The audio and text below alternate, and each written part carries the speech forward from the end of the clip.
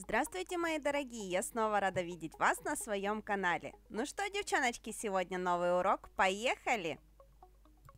Сегодня мы с вами покуролесим немножечко на типсах. Спойлер вы видите у меня на столе.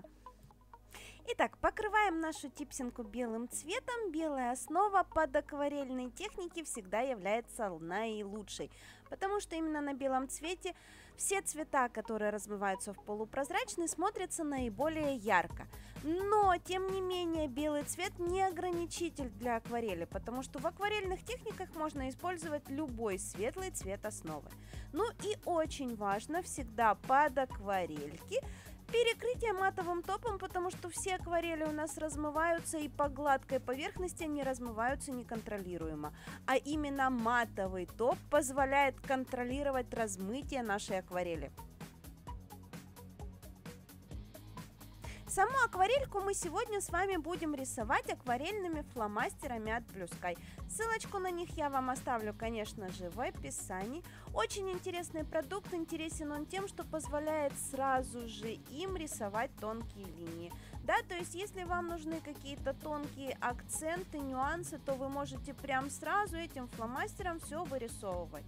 Ну и в то же время вот этот продукт, который находится внутри, замечательно размывается при помощи любого обезжиривателя. И после размытия мы получаем именно тот акварельный эффект, которого хотели добиться. Хотя вариант с полосками тоже был очень даже симпатичный, с ним тоже можно было играться. Ну а теперь нечто интересное, прорисовывать все это будем при помощи фломастера. Сейчас очень много где продаются вот такие фломастеры с тоненьким кончиком. Именно таким фломастером мы и будем прорисовывать. Единственный нюанс, который я поняла в процессе работы: дайте хорошо фломастеру просохнуть, потому что если вы плохо просушите фломастер, то, к сожалению, он размазывается финишем, когда перекрываете. Именно из-за этого у меня в конечном итоге осталось 2 типсинки из 3. То есть, если вы видите, что у меня на столе подготовлено 3 типса для дизайна, в конечном итоге останется 2, потому что на третьем все размазалось, и это нужно было бы полностью заново переделывать. Хорошо, что я это делала на типсах, а не на руках клиента, потому что на клиенте пришлось бы полностью снимать обезжиривателем все акварельки, причем они полностью не снимаются в матовом топе, не остаются, поэтому пришлось бы перебафливать наш ноготь и рисовать заново. Ну а при помощи вот такого фломастера мы можем нарисовать какие угодно линии. Здесь мы рисуем какие-то акварельные вот такие вот абстрактные вещи, но можно рисовать листики, не листики, цветочки, не цветочки. В общем, если вы не умеете рисовать тонкую линию кисточкой, то вот вам, пожалуйста, помощничек. Единственное, что вот этот фломастер у меня уже давным-давно в работе, я им подписывала дипломы и только сейчас решила нарисовать им на типсах, поэтому он слегка уже подзасохший и приходится по 2 раза наводить линию, чтобы она была яркая. Перекрываем финишным покрытием, в данном случае использую опять же матовый топ.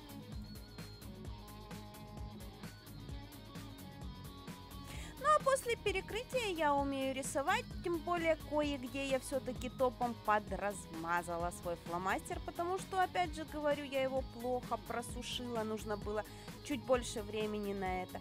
Поэтому я добавляю беленькой прорисовки. Очень рекомендую посмотреть, как работает моя кисточка, как я набираю краску на кисточке. Этот момент я специально здесь оставила и совершенно не ускоряла, именно для того, чтобы вы могли это рассмотреть и понять, что же вам мешает рисовать тонкую линию. Ну а ссылочку на онлайн-курс по росписи тонких линий я вам, конечно же, оставлю в описании. Если вам необходимо, обращайтесь, потворим целый месяц.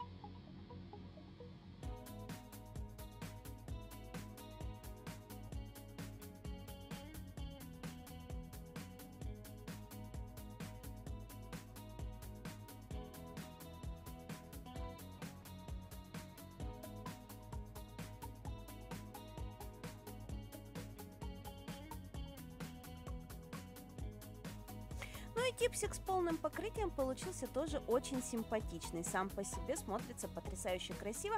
На него тоже добавляем белые прорисовки для того, чтобы выделить какие-то основные места. На самом деле дизайн в этой технике получается безумно быстрый. На создание вот этих вот 3 типс, одна из которых у меня ушла в утиль, у меня получилось буквально-таки 10 минут.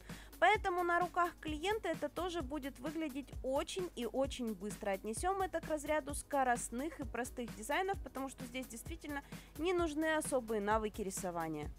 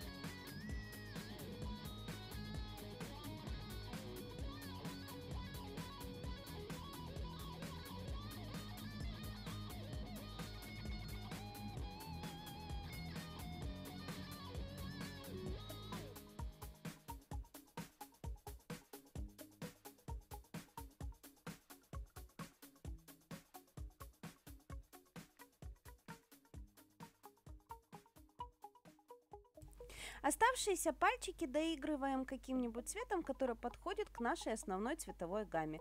В данном случае клиентка у меня выбрала сиреневый, поэтому добавляем именно сиреневые ноготки. Хотя у нас на типсиках использован сиреневый и синий цвет, то есть можно было использовать здесь как сиреневый, так и синий. Но точно так же можно было использовать и какие-то контрастные оттенки, да, то есть к синему и фиолетовому у нас контрастными являются оранжевый и желтый. Можно было использовать и их, потому что они тоже бы замечательно легли в эту конструкцию. Вот, собственно говоря, такой дизайн ногтей у нас получился. Очень интересно смотрится на руках клиента. Конечно же, вы это проверите и мне покажете в инстаграме по хэштегу, повторю, зашел у новой. Ну а я на сегодня с вами прощаюсь. Всем до новых встреч. Пока!